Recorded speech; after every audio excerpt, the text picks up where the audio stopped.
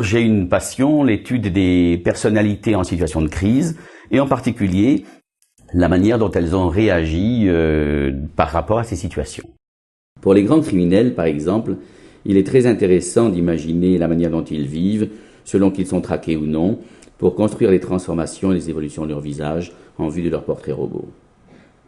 C'est ainsi que j'ai été amené à créer l'analyse morphogestuelle, qui est une méthode d'analyse du comportement observable. J'ai donné le nom de métamorphologie au vieillissement provoqué par l'histoire personnelle de chacun. La métamorphologie désigne toutes les évolutions et transformations des lignes de la silhouette, qu'il s'agisse du corps ou du visage en fonction des épreuves de la vie. Le visage y occupe la place centrale parce que son modelé peut évoluer, se transformer considérablement au fil des années. C'est un champ d'analyse extraordinaire. Son processus de vieillissement est en fait triple. Il a un vieillissement biologique qui est semblable au reste du corps, il a un vieillissement climatique qui est lié à son exposition particulière, et il a un vieillissement dit historique, lié à la manière d'exprimer ses émotions, et qui en fait le centre de l'histoire de chacun. Ce vieillissement historique est très étonnant, car vous avez tous rencontré des femmes qui ont un corps étonnamment jeune, mais dont le visage est déjà prématurément vieilli. Le visage a en effet un vieillissement tout à fait unique et de plus autonome du corps lui-même.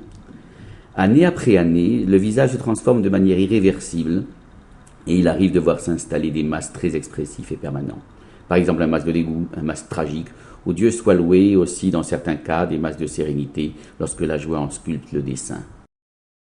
Il faut aussi retenir qu'au cours du vieillissement, le modèle du visage s'amaigrit naturellement, il se creuse.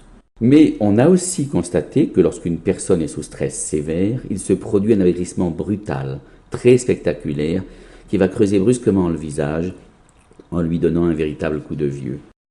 Alors vous comprenez pourquoi j'ai créé l'analyse morphogestuelle, parce que je reste fasciné par la manière dont un visage peut raconter en quelques centimètres de peau toute une histoire.